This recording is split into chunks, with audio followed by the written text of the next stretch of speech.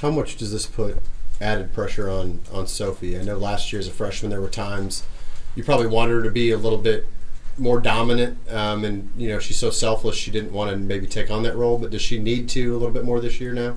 I don't look at it as pressure as much as an opportunity, and I think that's, for all of us that know Sophie, she thrives in that kind of environment. We talked maybe a week and a half ago about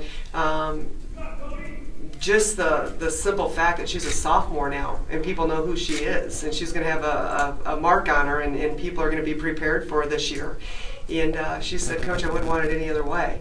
And so, that's just Sophie's mentality. She's just a fierce competitor, and certainly need her to step up to another level, but we need all of our team to. And so, again, I don't look at it as pressure. I look at it as an opportunity.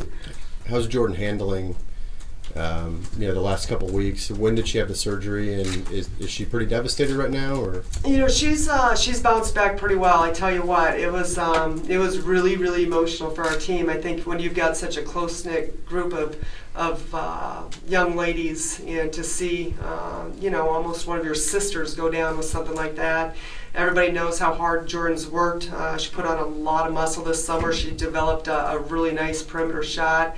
She, I think she had a chance to be drafted in the WNBA at the end of this season. I mean, she just looked as explosive as she's ever looked. And so, we're all excited what happened last year and to build on it this year. And she's certainly a big piece of that. But so we had to go through, just that cycle of emotions. Being just so devastated for them, for each other, for our seniors, mad, sad, angry, frustrated, but you got to go through that cycle, and then you got to bounce back and look yourself in the mirror and say, you know what, no one's going to feel sorry for us. And thankfully for Jordan, she'll have a chance to come back as a fifth-year player, which will be fantastic. But we're not looking to wait for next year for big things to happen for our program. We want to build on what we did last year, and we want to make that happen this year. So, in the same cycle with Bree, it was just like not another one.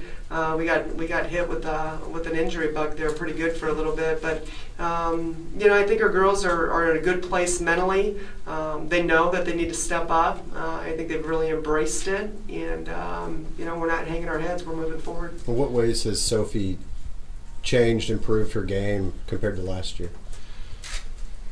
Well, first of all, what an outstanding freshman year, which we all know that. I think Sophie spent a lot of time trying to be able to create in one-on-one situations, into the shot clock, creating a shot for herself.